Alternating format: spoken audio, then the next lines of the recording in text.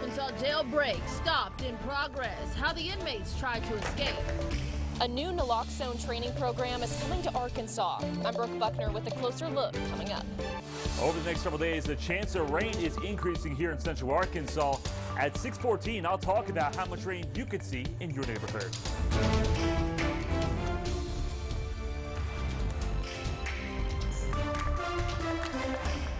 Arkansas' special session wrapped up last week, but there are still questions on how our state's new laws will impact all of us. Thanks for joining us at 6. I'm Faith Woodard. And I'm Rolly Hoyt. While debate raged over sunshine laws, a third tax cut in 14 months went on the books. And now many of you are asking, wait, am I getting money back? Well, no, you're probably not because of this new law, but THV11's Ian Russell spoke to tax experts to clear up some confusion. More tax cuts for Arkansans. State lawmakers approved an initial round of cuts earlier this year. Then Governor Sarah Huckabee Sanders called this month's special session to cut even more. With her signature officially enacting that recent round, there's some pieces you'll want to understand. We get several calls on that still, so I'm looking forward to the calls about this credit. We went to those who work with your taxes all the time, Latasha McKinney and the folks at Liberty Tax. She says the first thing you'll want to know and understand is your income tax bracket because your rate has changed. Cut the top individual income tax from 4.7 to 4.4%. Then the corporate income tax rate from 5.1 to 4.8. That 4.4% is for those making anywhere from $24,300 to $87,000. If you make below that, your rate progressively lowers down to 0. Another aspect of this law is the income tax credits, $150 for individuals and up to $300 for those who file jointly. But don't expect to see that money in your pocket. The way McKinney reads the law, that credit should only go to taxes you owe the state. All these $150 payments are not going to go out. It's going to go into play on paper in your return, but you're truly not going to see $150. The $150 credit start for those making anywhere from $89,600 a year all the way down to just $1. If you make more than that, the tax credit gradually decreases. But what about people who don't owe any state income tax? We asked the governor's office for a definitive answer and are still waiting to hear back. But the text of Act 6 states that taxpayers can't claim more than what they owe. Basically, if you owe nothing, you get nothing. Keep in mind, McKinney says there's other factors that could also impact that credit. When I've had a taxpayer come and walk now, it's like, okay, am I going to get the credit? I can't say. I don't know what your income was for the year.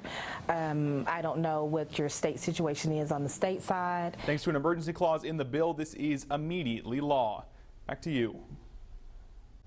Thanks, Ian. The tax credit is retroactive to January 1st, 2023, and those new tax rates go into effect starting next January.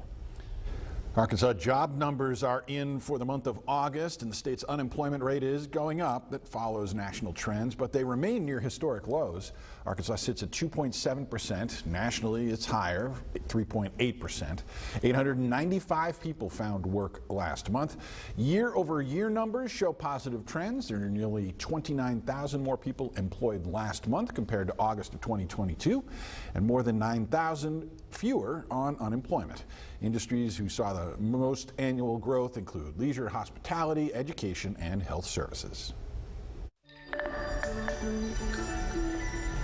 It's a warm and pleasant Tuesday evening around the region. Temperatures are pretty much into the 80s, a little bit cooler in northwest Arkansas, and you notice the clouds are making their way in here from the west. Might make for a nice sunset across parts of the area, but those clouds are producing some scattered showers and storms that are moving in here from Oklahoma and have made their way across the state line. So we've got a little batch of showers and storms moving through Sebastian County, about to enter into Franklin County and Logan counties. This may try to hold together and move towards you folks in Pope County, probably right around sunset for this evening. Here in most central Arkansas, we're going to be dry, and with those clouds around, it's not going to be as cool. Most locations will start off your Wednesday into the low to mid 60s, and highs tomorrow because of more clouds around and also potential some scattered rain. A lot of locations will top out into the low to mid 80s, probably only upper 70s in Russellville and Clinton. And yes, I mentioned we'll have the chance of scattered rain. That does include us here in central Arkansas, and this is not the only chance of rain we're going to see out there this week. More details on that potential coming up. Nathan, thank you. An Arkansas state trooper is retiring shortly after performing a pit maneuver on the wrong car. Take a look.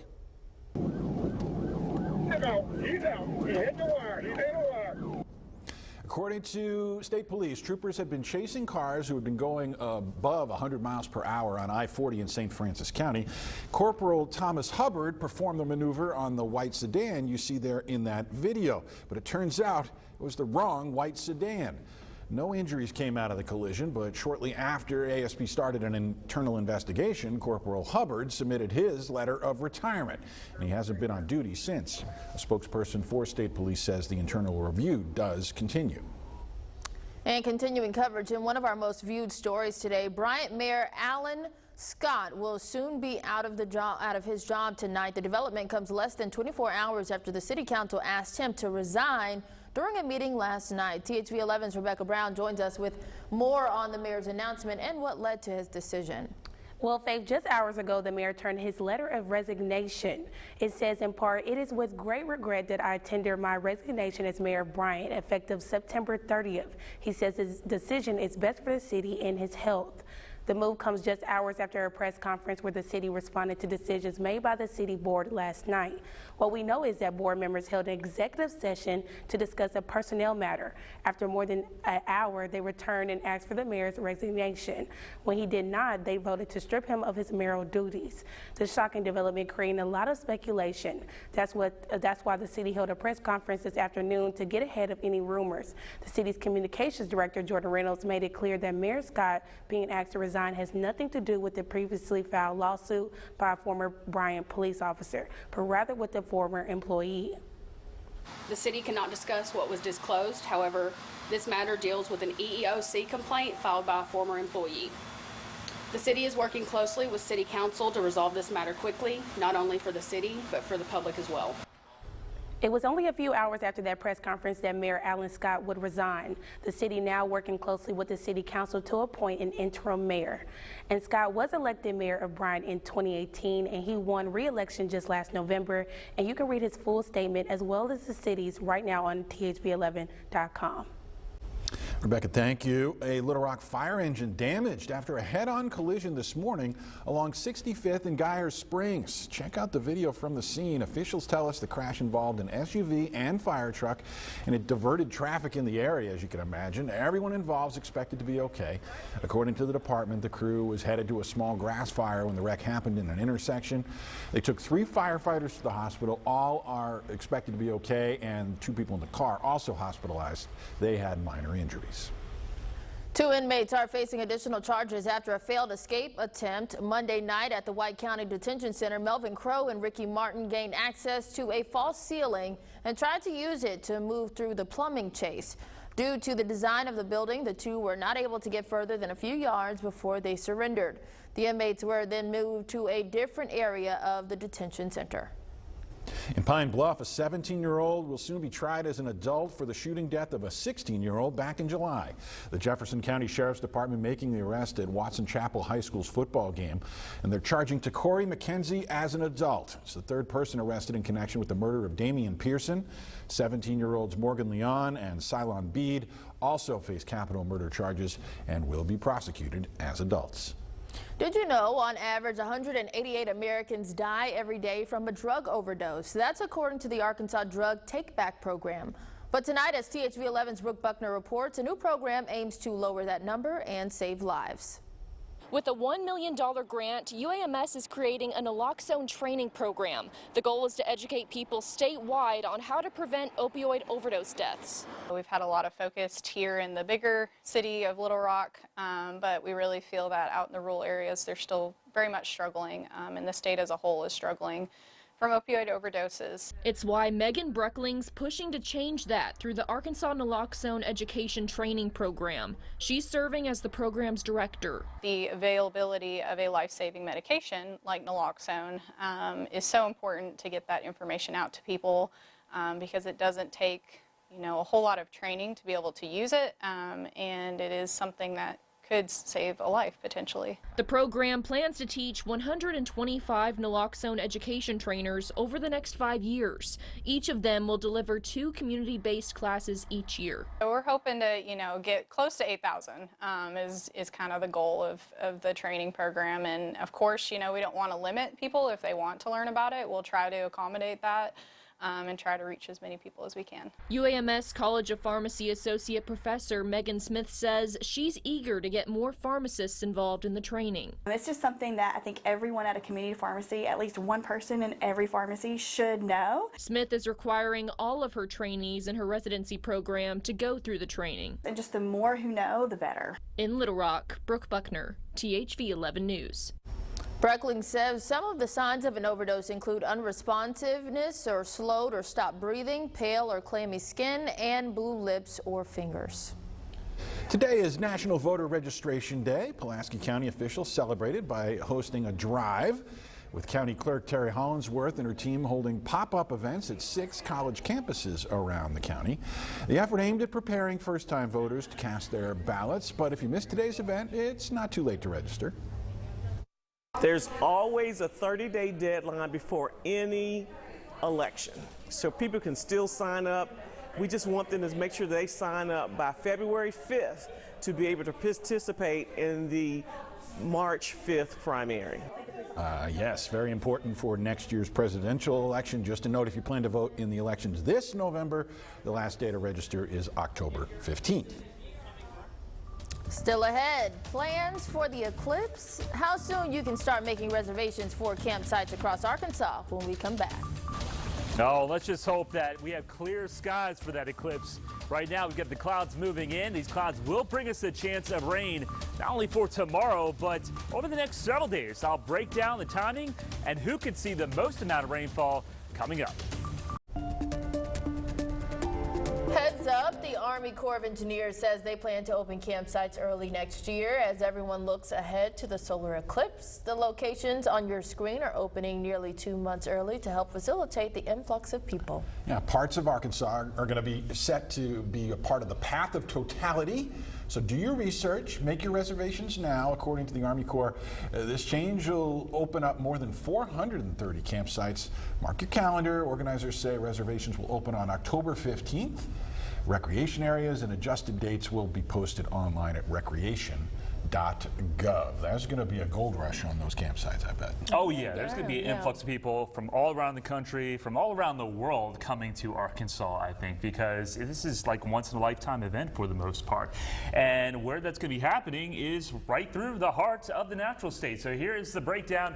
In the black area, that's where totality will be taking place. That includes the Queen, Mena, Hot Springs, Little Rock, Russellville, Danville, Clinton, Batesville, Melbourne, and Marshall. That red line is where the longest period of totality will be sticking around, 3 to 4 minutes. So those are the key areas right through Russellville, Danville, Clinton, and right along where this red line is. What we don't want is clouds. And with it being April 8th, you typically do have at least some puffy clouds that do develop, but it's just a wait and see. Of course, I can't give a forecast that far away, but I've got my fingers crossed like many of you.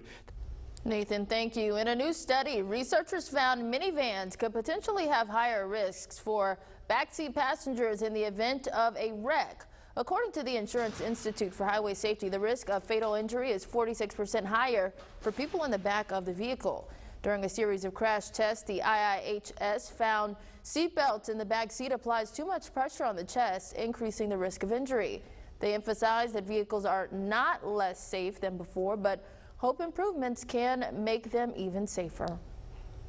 Well, working parents know it can be hard to take time off after having a baby. The U.S. has no national paid leave policy, and that can be hard, especially on America's teachers. Many are forced to plan births over the summer or go back to work before they're ready. Historically, teachers have always been told if you want to have a baby, you just have to time it to have your baby over summer vacation. For anyone who ever had to deal with infertility issues or pregnancy loss, I can't even imagine how upsetting that must be to hear. There's only 9 states plus D.C. that allow guaranteed paid parental leave for public school teachers. Arkansas is not among them, but the full story coming up on 6:30 Central could explain how it might work. Well, I guarantee one thing each week. That one thing, of course, ice cream. And today is the day. Maybe you're getting some. Maybe your rival is getting some. The only way to find out, stick around for me to reveal the winner right after this. Great news from the Little Rock Zoo. Kivu, the gorilla, is on the mend after having COVID. Handlers say his behavior is getting back to normal. Zookeepers and vet staff managed to contain the case, preventing other apes from falling sick. Kivu got tested and treated just like you and me. Keepers say he's really well trained. They let him swab his nose for tests. I don't like that. Handlers believe the case was mild thanks to previous COVID vaccines. That's good. Yeah, not that a gorilla should get his nose swabbed. Yeah. I don't like it personally. So. But it's better he does it? Is that what they were saying? Like he does his own swab? That's what it sounds like. That's what it sounded like. Oh, the handler does, but he allows it. Okay, because I was about to say it's better him doing it than anyone else. He also does 7 shows a week and 2 on Wednesdays. So if you can do that stuff. We've got a 6:30 Central coming your way next. Good evening, welcome to 6:30 Central. Uplifting voices in our community. Let us know. Let's dig in.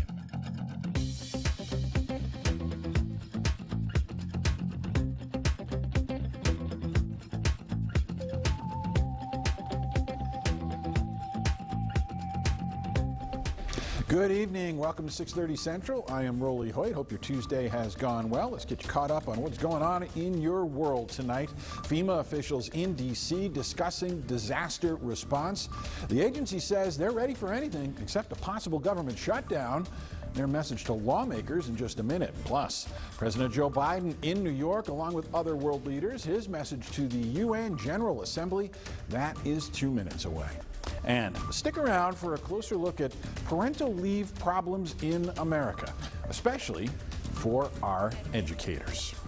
We continue to have this run of wonderful weather, but it is getting mighty dry out there. Meteorologist Nathan Scott, any chance we see some changes to that soon? Good evening, Rolly. The clouds have been rolling in throughout our Tuesday, and eventually they will bring us the chance of rain. Nathan, thank you. Now, we report on the weather every night. It seems like we could report on natural disasters almost every night in America as well. FEMA pledges to respond to all our emergencies, but if you're worried about whether the federal government can keep answering those calls, you're not alone. As Skylar Henry reports, Congress is worried too. Weather disasters nationwide have dominated the media in this record-breaking year, from extreme heat, drought, and flooding to the deadliest wildfire to hit the U.S. in more than a century.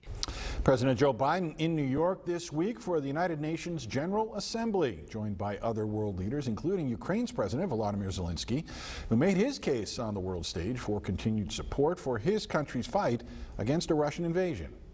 The United States, together with our allies and partners around the world, will continue to stand with the brave people of Ukraine as they defend their sovereignty and territorial integrity and their freedom. In his speech, the president also touched on subjects like climate change and the tense relationship between the U.S. and China. Not in attendance, the heads of China and Russia, as well as leaders of American allies France and Britain. Well, the new COVID-19 vaccine is being rolled out across the country. Access varies from state to state, even between pharmacies at this point.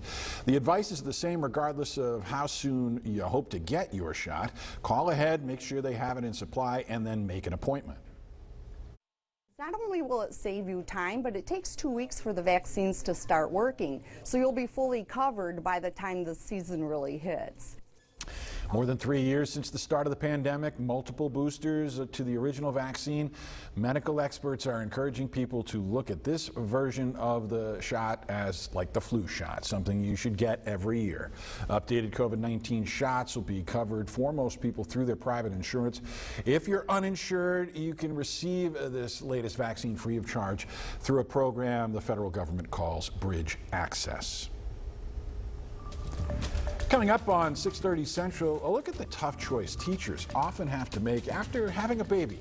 Now, some families are navigating the patchwork of policies for parental leave. That's coming up after the break. And Nathan? Your Our View tonight is from a very popular destination in the fall. It's Peebles Farm. And look at that. Sea of zinnias and then one lone sunflower. Certainly trying to get attention there.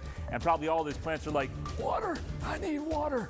Well, we do have some rain in the forecast for your gardens if they are still out there. Mine's pretty much dead. But I've got a forecast coming up.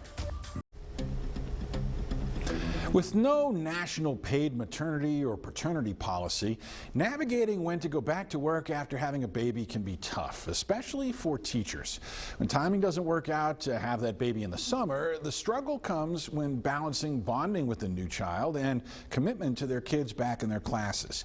Nancy Cordes, though, looks at an effort to make facing that challenge a little more clear-cut. Can I have a kiss? Katie McNally has been an elementary school teacher for 12 years. THV11 shows that clouds continue to thicken across central Arkansas. Those clouds will eventually bring us some rain for parts of the region tonight and also into your Wednesday. I'll have more on that potential and let you know if we're going to cool things down as we head to the fall season coming up. Hispanic Heritage Month rolls on here at THV11, and we're celebrating with a new movie you might want to add to your queue. A Million Miles Away tells the story of Jose Hernandez, one of NASA's first Latino astronauts. Daniel Backus reports the accomplished engineer had an unlikely start and an uphill battle. Jose Hernandez always dreamed of being among the stars, but he never imagined he would become one. And A Million Miles Away is available right now on Prime Video, so you can catch it. You don't have to go to the movie theaters. You can catch it right at home. It's a good movie. I mean, he must have been very persistent, very determined to reach a goal like that. That's amazing. And the way Backus put it there in the piece, wrote it out, the first migrant farm worker in space. It's quite an achievement to go from a job like that. Yeah. Requires a lot of hard work. All the hard work to get to this job up in orbit, literally. Absolutely. Well, the heavens, they're blocked tonight because we've got clouds moving in, but it's all good news. Well, we take a look north of Little Rock and see if maybe some of those rain chances start to hit the ground around here. We'll have more on 6:30 Central when we come back. Well, this Saturday is the Big Dam Bridge 100, as Nathan mentioned. Thousands of cyclists making their way to the area for the event. There are routes that start at 15 miles. They go all the way up to the 105-mile-long marathon.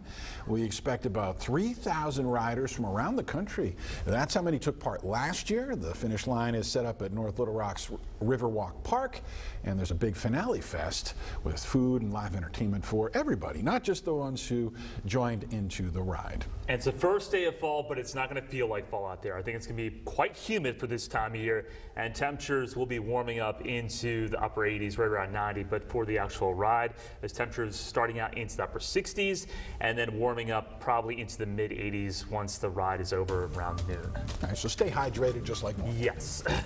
Well, we appreciate you watching 6:30 Central. Plenty more to come your way tonight at 10. We will see you then.